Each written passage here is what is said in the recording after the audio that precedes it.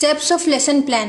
Previous videos के अंदर मैं लेसन प्लान से रिलेटेड 3 टॉपिक करा चुकी हूँ। First, meaning of lesson plan, second, importance of lesson plan and third, characteristics of lesson plan, जिनके लिंक आपको डिस्क्रिप्शन में मिल जाएंगे। आज हम लेसन प्लान के स्टेप्स के बारे में पढ़ेंगे। फर्स्ट स्टेप के अंदर 2 पार्ट्स हैं। Part A, preparation/introduction. In this step, the teacher checks how much knowledge students already have. This step is also known as previous knowledge testing. The teacher asks the students a few questions related to the lesson. It depends on the lesson how many questions should be asked. Secondly, they are motivated to acquire new knowledge. Therefore, at this stage, the aim is to know about the previous knowledge of the students and to motivate them to acquire new knowledge, arousing curiosity about new knowledge. इसमें teacher students की previous knowledge को test करते हैं कि students को पहले की knowledge कितनी है, ये चेक करते हैं। इस स्टेप को प्रीवियस नॉलेज टेस्टिंग भी कहा जाता है। टीचर लेसन से रिलेटेड स्टूडेंट्स से कुछ क्वेश्चंस पूछते हैं। टीचर को कितने क्वेश्चंस पूछने चाहिए वो लेसन पे डिपेंड करता है। इसके अलावा टीचर स्टूडेंट्स को न्यू नॉलेज के लिए मोटिवेट करते हैं ताकि स्टूडेंट्स को न्यू नॉलेज को सीखने के लिए क्यूरियोसिटी हो, उत्सुकता हो। इसीलिए इस स्टेज का मेन एम है स्टूडेंट्स की प्रीवियस नॉलेज को टेस्ट करना और स्टूडेंट्स को न्यू नॉलेज के लिए मोटिवेट करना, न्यू नॉलेज के बारे में स्टूडेंट्स की क्यूरियोसिटी को जगाना। Part B, statement of aim. After asking the questions, the teacher declares the aim of the lesson. Here the subject matter becomes clear to the students and the teacher writes the same on the blackboard. Previous knowledge testing के बाद teacher ये बताते हैं कि आज वो क्या पढ़ाने वाले हैं और साथ के साथ टॉपिक का नाम भी ब्लैक बोर्ड पर लिख देते हैं। इस पार्ट में स्टूडेंट्स को पता चल जाता है कि आज वो क्या पढ़ेंगे।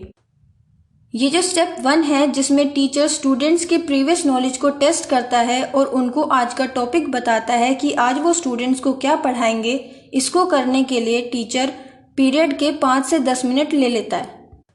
Second step, presentation.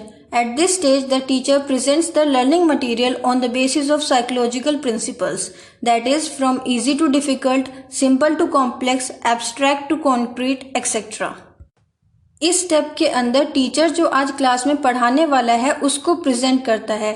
इसमें टीचर साइकोलॉजिकल प्रिंसिपल्स पे चलता है। साइकोलॉजिकल प्रिंसिपल्स जैसे इजी टू डिफिकल्ट, मतलब पहले टीचर इजी टॉपिक से पढ़ाना स्टार्ट करेगा, फिर धीरे धीरे डिफिकल्ट टॉपिक की तरफ जाएगा। सिंपल टू कॉम्प्लेक्स, मतलब पहले टीचर सिंपल टॉपिक से पढ़ाना स्टार्ट करेगा, फिर धीरे धीरे कॉम्प्लेक्स टॉपिक की तरफ जाएगा, मतलब हार्ड टॉपिक्स की तरफ जाएगा। एब्स्ट्रैक्ट टू कॉन्क्रीट, मतलब पहले टीचर स्टूडेंट्स को टॉपिक पढ़ाएगा, स्टूडेंट्स के दिमाग में उनका कॉन्सेप्ट क्लियर करेगा, फिर उस टॉपिक को रियल लाइफ से कनेक्ट करके स्टूडेंट्स को समझाएगा। The teacher should keep in mind the following points. इसमें कुछ 5 पॉइंट्स हैं जो टीचर को लेसन प्लान बनाते वक्त ध्यान में रखना चाहिए। फर्स्ट, द सब्जेक्ट मैटर और content matter should B divided into 2, 3 और इवन मोर यूनिट्स। मतलब जो सब्जेक्ट मैटर या कंटेंट मैटर है वो 2, 3 या उससे ज्यादा यूनिट्स में डिवाइड होना चाहिए। Second, the matter should be widely selected according to the intellectual level of the pupil. मतलब स्टूडेंट्स के इंटेलेक्चुअल लेवल को ध्यान में रख के ही टीचर को मैटर सेलेक्ट करना चाहिए। Third, the teacher should make use of questions, maps, graphs, pictures और other illustrative materials beside demonstration, explanation, etcetera. मतलब लेसन में टीचर को लेक्चर देने और एक्सप्लेन करने से अलग स्टूडेंट्स से क्वेश्चंस भी पूछने चाहिए और टीचिंग एड्स भी जरूर यूज करने चाहिए। Fourth, at the end of each section और unit a few questions should be asked to test whether knowledge given has been properly assimilated और नॉट। मतलब हर सेक्शन या यूनिट के लास्ट में टीचर को स्टूडेंट्स से कुछ क्वेश्चंस पूछने चाहिए जिससे पता चल सके कि स्टूडेंट्स को लेसन अच्छे से समझ आया है या नहीं। Fifth, black board summary should be developed side by side as the lesson proceeds. मतलब टीचर को लेसन पढ़ाते हुए ब्लैक बोर्ड पे भी साथ के साथ लिखना होता है ताकि स्टूडेंट्स को लेसन अच्छे से समझ में आ सके। हो सकता है लेसन में कोई वर्ड स्टूडेंट्स के लिए न्यू हो, जिसकी स्पेलिंग उनके लिए डिफिकल्ट हो। तो जब टीचर साथ के साथ ब्लैक बोर्ड पे लिखता है तो स्टूडेंट्स को पढ़ने में और लेसन को समझने में आसानी होती है। Third step, comparison and association. In this step, the teacher gives some examples or facts to the students. He asks them to observe them and compare them with another set of facts and examples. Thus, the new knowledge should be compared and associated with already known facts and ideas. This will not only help in increasing the knowledge of the students but will also develop their thinking power.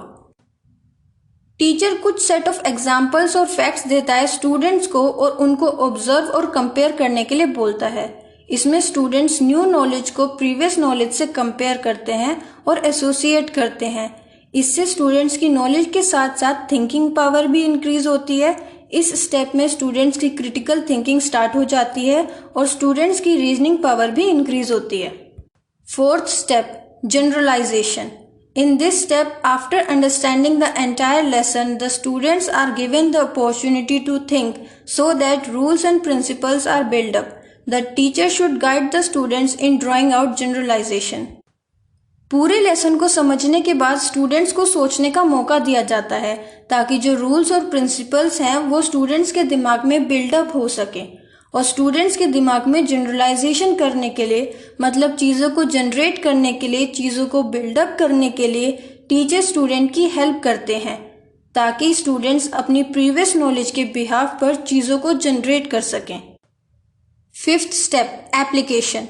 At this stage, the student make use of the acquired knowledge in familiar and unfamiliar situations.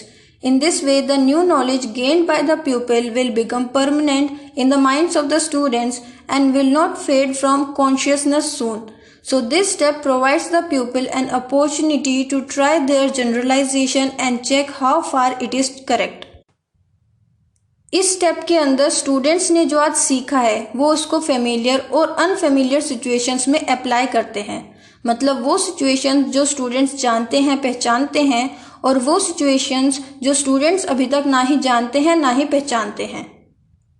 इसके ज़रिए जो new knowledge students ने आज gain की है वो students के mind में परमानेंट हो जाएगी और स्टूडेंट्स उसको आसानी से नहीं भूलेंगे। ये स्टेप स्टूडेंट्स को एक अपॉर्चुनिटी प्रोवाइड करता है कि वो अपने जनरलाइजेशन को ट्राई कर सके और उसको चेक कर सके कि किस हद तक वो सही है। बेसिकली एप्लीकेशन के अंदर ये देखा जाता है कि जो चीज़ें टीचर ने आज स्टूडेंट्स को सिखाई हैं क्या वो उन चीज़ों को रियल लाइफ में अप्लाई कर पा रहे हैं या नहीं। जो चीज़ें टीचर ने स्टूडेंट्स को सिखाई है क्या स्टूडेंट्स ने प्रॉपर तरीके से उन चीज़ों को लर्न करा है या नहीं। Sixth step, recapitulation. This is the last step of the process of lesson planning. Here the teacher asserts whether the pupil has understood and grasped the subject matter or not. Lesson planning का last step होता है recapitulation, ये कहे evaluation. इसमें teacher students को evaluate करता है, students का छोटा सा टेस्ट लेता है, उनसे क्वेश्चंस पूछता है जिससे पता चलता है कि टीचर ने आज जो लेसन पढ़ाया है वो स्टूडेंट्स को कितना समझ में आया है। It is generally done by one of the following ways. First, by asking questions on the topic taught. Second, by applying a short objective type test. Third, by asking the pupil to label the unlabelled sketch. और teacher students को evaluate कैसे कर सकते हैं? जो topic teacher ने पढ़ाया है उससे रिलेटेड क्वेश्चंस पूछ सकते हैं। टीचर एक छोटा सा ऑब्जेक्टिव टाइप टेस्ट ले सकते हैं जैसे fill in the blanks, one word, multiple questions, match up questions, yes no questions et cetera. और टीचर कुछ ऐसे एग्जाम्पल स्टूडेंट्स को दे सकते हैं जिनमें स्केच को लेबल करना हो, जैसे स्टूडेंट्स को बिना लेबल वाले स्केच को लेबल करने के लिए दे सकते हैं। ये 6 स्टेप्स एक सिंगल लेसन प्लान में होते हैं। टीचर जो भी एक पीरियड में पढ़ाता है वो ये 6 स्टेप्स डेफिनेटली फॉलो करता है।